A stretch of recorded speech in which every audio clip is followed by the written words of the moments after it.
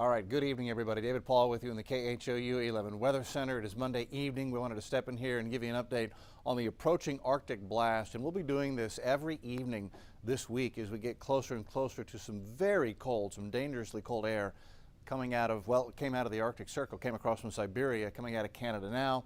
It gets here on Thursday afternoon. So Thursday afternoon, temps will go from about 70 and very quickly drop down to freezing, not too long after sunset. And then we'll be below freezing, it looks like, for at least a day and a half, not getting back above freezing until Saturday afternoon. So temps in the teens and 20s. That'll be the coldest morning going into Friday morning, with wind chills that may drop down into the single digits or below. I'll show you the wind chill forecast here in just a moment. Definitely now is the time to think about, if not take action, to protect people. Think about the layers you'll wear in the very cold conditions Friday morning, during the day on Friday and Saturday morning. Pets need a warm place to go and some food. They need water as well. Plants, this is a tough one because this is going to be a wind-blown freeze event. So even covering plants with a sheet, that wind's going to get up underneath there. So if you can bring them in, that's the best thing to do. And then the pipes, we'll talk more about that as we move along. In general, if you're home and we have temperatures 20, 19, 18 degrees in your home and you're running your heat, your pipes in Houston should be fine. That's the way history has shown over the past 25, 30 years. It's if you're not home and your heat's off, or you're out of town, your heat's off, or if we get a power situation and the heat goes off, that's when temperatures like this can damage or freeze pipes that are exposed in the walls, on an exterior wall. You know, they're inside the wall, but an exterior wall, or up in your attic, because in Houston, when we build, we don't insulate the pipe. So we'll talk more about that as we move along. Here is the way temperatures stand across the USA on Monday night. We're at 50 here in Houston. Dallas is 45. It's been a cold, rainy day today. 5 degrees in North Platte, 11 below in Bismarck. So this is the leading edge right here of the real Arctic air. It's already kind of in place on the Canadian-U.S. border. But what I want to do first is take you over to Siberia. If you were with us last week, we were watching the bitter cold air building in Siberia. And at that time we had, well, I know Kendiga at one point dropped to 61 degrees below zero, minus 61. Srednikolimsk last week at this time was about 35 below zero. They're 8 above zero right now. So there's been a big warm-up take place in Siberia. How did that happen? Well, the cold air that was here indeed has moved across the Arctic Circle and into North America. It's here in Canada and Alaska. Carmax is 41 below zero. Old Crow's 43 below zero. Whitehorse 38 below. Yellowknife 24 below. Kugluktuk's at 8 below. The heart of the Arctic air is really right in here. That's the air that was in Siberia that we were tracking and came right across the Arctic Circle and now is in place to eventually be delivered down into the lower 48 and all the way down here to Houston. And that's exactly what is about to happen. And that is because of the jet stream pattern that is going to open up this deep trough. And that basically is like opening the barn door for the cold air to just come on down, comes right down the front range of the Rockies and into Texas, Louisiana, Mississippi, Alabama. It's going to get very, very frigid across the deep south and the Great Lakes, where they'll have a significant snowstorm with all of this. Here's a little closer look on the timing of the front. So this is Thursday morning, 6 a.m. We'll start at 46, chilly but not bad. Meanwhile, at the same time, it'll be 14 below up in Nebraska. We get into Thursday early afternoon. So at this point, the front's just to our north. We're near 70. Dallas is below freezing at 30. You can see Oak City's at 10 degrees at that point. That's Thursday at 1:30. After that, the bottom falls out in Houston, with temps dropping below freezing before 9 o'clock Thursday night. And then they won't get back above freezing until maybe midday or afternoon on Saturday. So a day and a half, maybe as much as 2 days below freezing in some spots. Here's a higher resolution look at our forecast temperatures. This is Thursday at 4 in the afternoon. At that point, you can see where the front is, coming right into downtown Houston. 44 College Station, compare that to 72 in Angleton at that point. It'll be a tremendous temperature contrast, and the temp will drop 20 degrees in just a couple of minutes and then continue to drop as it comes through. This is by Thursday at 9 p.m. You know, almost everybody inland is below freezing at that point, with only the coast a little bit above freezing, and then everybody drops down below freezing, even the coastal areas, as we get into Friday morning. Friday morning looks like our coldest morning, forecasting a low of 19 in Pearland, Spring a low of 18. Huntsville 15. So it's these temperatures 15, 16, 17. That's where experience tells us that it's cold enough to begin to impact even exterior pipes on exterior walls in a home where the heat is at about 65 degrees or so, but especially those exposed pipes. So pipes like the faucet coming out of your home that you hook a hose up to, you want to wrap that up so that the wind can't blow even more cold air into it, and it allows the heat from the bricks of your home or inside your home to keep it warm. So wrap it with a towel, or they sell these covers at hardware stores you can put over those. That's the best thing to do. If you have an irrigation pipe for your sprinkler system, that plastic pipe that comes up, comes over and down, has a Venturi valve in it to release pressure, a backflow valve, you want to make sure that that is wrapped up nicely. You can get some insulation, then wrap it with a towel, and use some duct tape to hold it in place, because the wind is going to be blowing as well. We'll get to that in just a minute. So those are the pipes that are at most risk. Also, if your home's on pier and beam, a lot of homes in the Heights are on pier and beam, you want to stop that wind from blowing the cold air underneath your house and exposing those exposed pipes coming up out of the ground into your house to that frigid air. So if you can put up pieces of plywood, something to stop the wind from getting up under your house, that's how you can protect those pipes from freezing if you're home and you've got the heat running and all that. Stopping the wind from blowing up underneath the house can really help to stop any type of threat there. But those are the pipes that really are at risk in this. The problem is this is going to be an extended period of below freezing. So we go down into the teens, and then Friday afternoon, we don't get above freezing. High temps only in the upper 20s, and we're back into the low 20s for Saturday morning. So you really do want to take this seriously and make sure exposed pipes are wrapped up, or they do face a significant threat of breaking. Let's talk about the wind. So this is Thursday at 9 p.m. As temperatures are dropping below freezing, winds gusting to 40 in Sugar Land, 41 Wharton, gusting to near 40 in Conroe. Now remember, minimal tropical storm force winds are 39 miles an hour. So tropical storm force gusts with temperatures below freezing as we head into Thursday night. You do not want to be out in that. When we go into Friday morning, this is when temps are dropping down into the upper teens and mid-teens in our northern counties.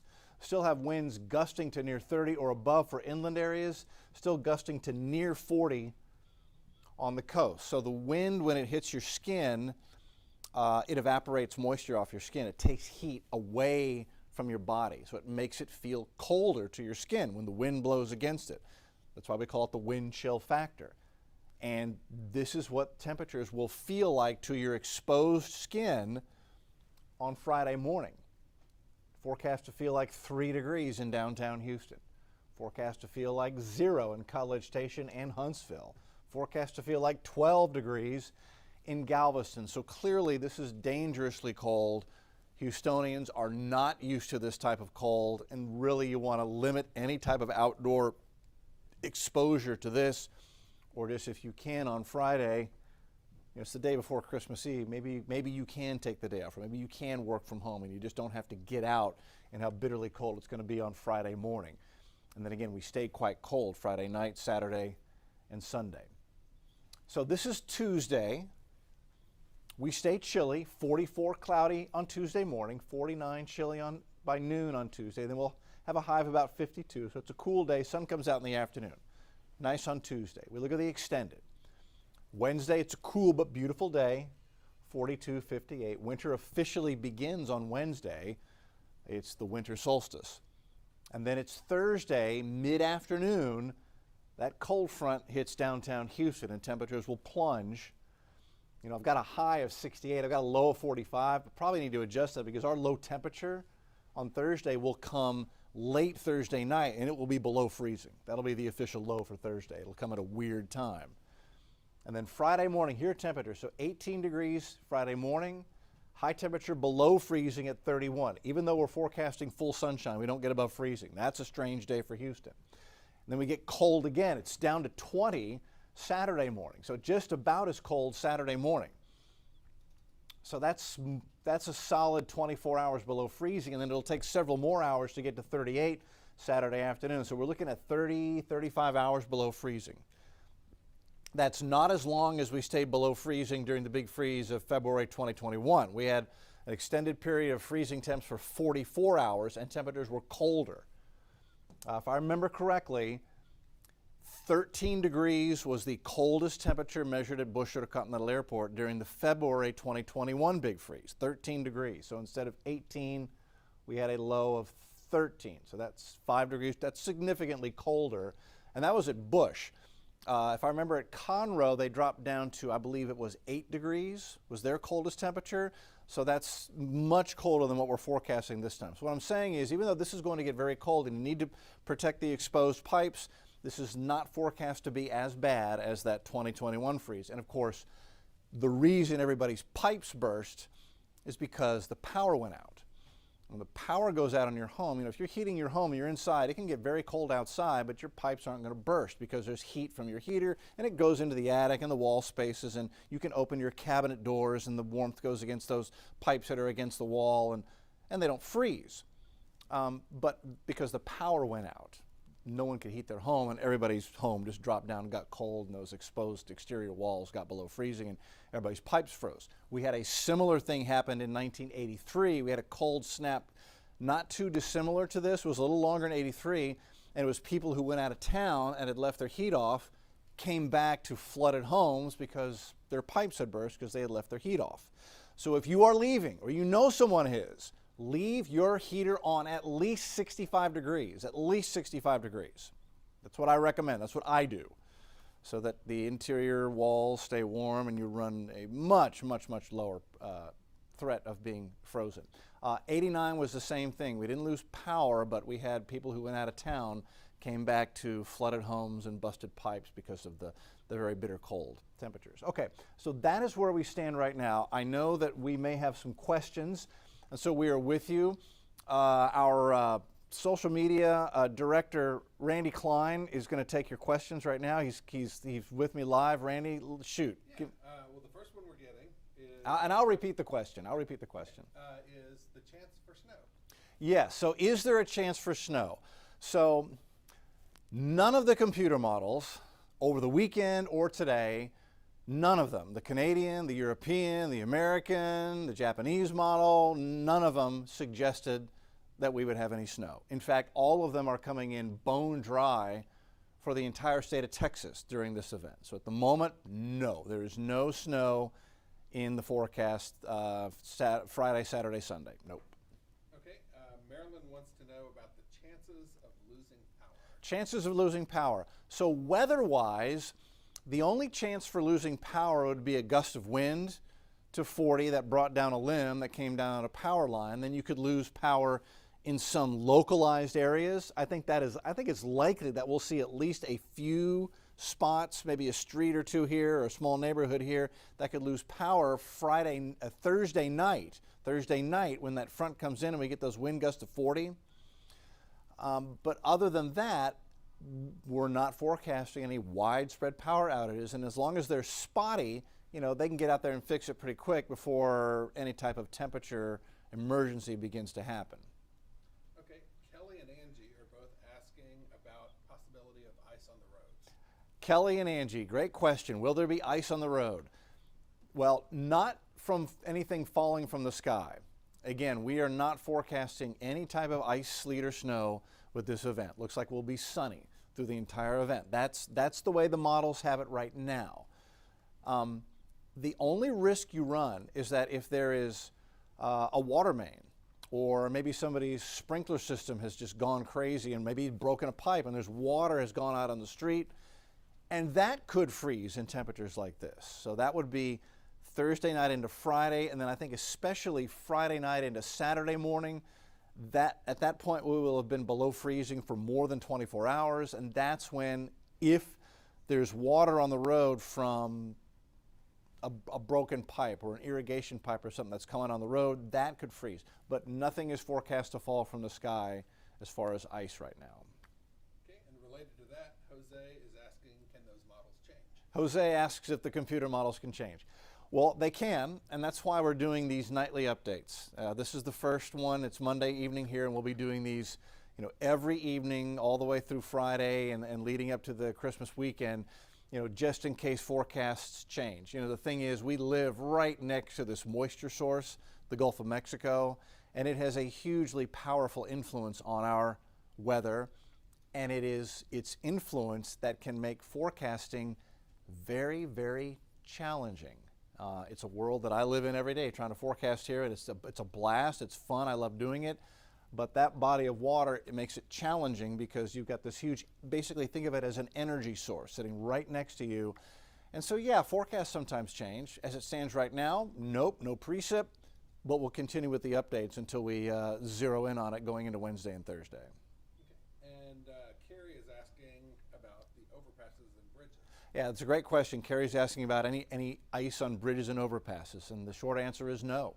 We're not expecting any type of ice, sleet, or snow from the sky, so nothing to get on the bridges and overpasses. So at the moment, there are no plans to sand or salt any roads because there just isn't any precipitation with this. It looks like a dry, cold event, but as we've just discussed, sometimes we get surprises, so we'll keep you updated each evening here as we go through this weekend to Christmas. Okay, Linda in Overton is asking, she has a water well pump. Do I need to worry? Okay, Linda has a water well pump in Overton. Yes, you need to take measures to make sure that's wrapped up and protected from the cold as best you can. If it's out there and exposed, it absolutely can freeze. If you have a pool, like it's not too dissimilar from a pool pump. Back in the days when I had a pool, yeah, you want to make sure that thing kept running and ran overnight, and I would let it run all the way through the freeze so it wouldn't freeze up. That moving water would keep it from sitting still and freezing. So if you can do that to protect your well pump, you may want to do that, or contact whoever is in charge of maintenance on that pump, or if you have someone who works on that pump, and ask an expert who may know a little bit more than I do about well pumps. That's my best analogy is the pool pump. You want to keep it running and keep it moving. Okay, that looks like all the questions, except one more that just came in. Okay, one more question. About, I guess it's anything really outside, but somebody's asking about your bees. Are the bees going to be okay? So the bees will be fine. So bees have been around since the Cretaceous period, back with dinosaurs and back when flowering plants were evolving. That's when bees evolved. And they evolved this wonderful way of staying warm. What they do is they make honey. And they store that honey in their beehive. And they got really, really good at pulling nectar out of flowers and putting it in this little honeycomb and storing it for the cold days of the winter. That's why they make honey. It's for cold days like this. This is why bees make honey. So when it gets cold, what they do is they go into their honey reserves, all these tens of thousands of bees in there, and they sip the honey, and then they go and they gather around the queen. And they'll be like a ball around the queen. And what they do is they burn the calories in that honey they've ingested. They shiver and they give off heat. And they keep that queen at about 91 degrees. In that little ball, they keep a little spot in there in that beehive about 90, 91 degrees. They never let it drop below that. And that's how they protect the queen. The hive basically is the queen. And so they work to protect her. And that's what all the beehives across Texas and everywhere will be doing. They'll be consuming those stores of honey so they can burn off those calories and shiver around the queen and keep her warm. So that's a great question. Yes, the bees will be fine. They have evolved in weather like this and they know what to do. Great question. Okay, great answer. And then the only other question we have left is Genesis, who is asking if this will be anything like the freeze that we've already had, that we had last year. Sure, the February of 2021. It's not as bad. It shouldn't be as long. And as long as the power stays on, we shouldn't have nearly the problems, any of the problems that we had. I expect we'll see some isolated pipe bursts, isolated, but as long as the power stays on, should be good to go. I think irrigation pipes, the ones that are exposed, are going to suffer a lot of breaks. Okay, we can repair those. They're plastic. That's the way I see this going down. I've lived through a lot of freezes. We've gone into the teens. And none of my neighbors' houses or nobody I knew had any type of problems with breaking pipes. It's really got to get down into the mid and lower teens for an extended period of time to threaten the house pipes. So exposed pipes, yes. House pipes, I don't think so. Daniel's got a great question to probably wrap it on. Okay. What is your number one and your biggest advice we should take for this freeze? Number one piece of advice, man, I would just stay at home if you can. Stay in the warmth. There's no need to go out. What I would do is, in the next couple of days, just make sure you've got a little extra food, a little extra, maybe water. If the power goes out, you may have water issues. Maybe a little bit of extra supplies. It's always good to be, sort of self-contained, so you know that for a day or two, if something weird happens, if something unforeseeable happens like did last year, you've got supplies for a couple of days. You can just stay put, stay at home, get some blankets, get some food, and that way you don't have to put yourself in harm's way and get out there and get something when it's bad outside. That would be my personal piece of advice to everybody. All right, so there we are. Great questions. We will update this again tomorrow evening around this time. Until then, stay warm, enjoy the rest of the week. Merry Christmas, and we'll all stay warm together through this.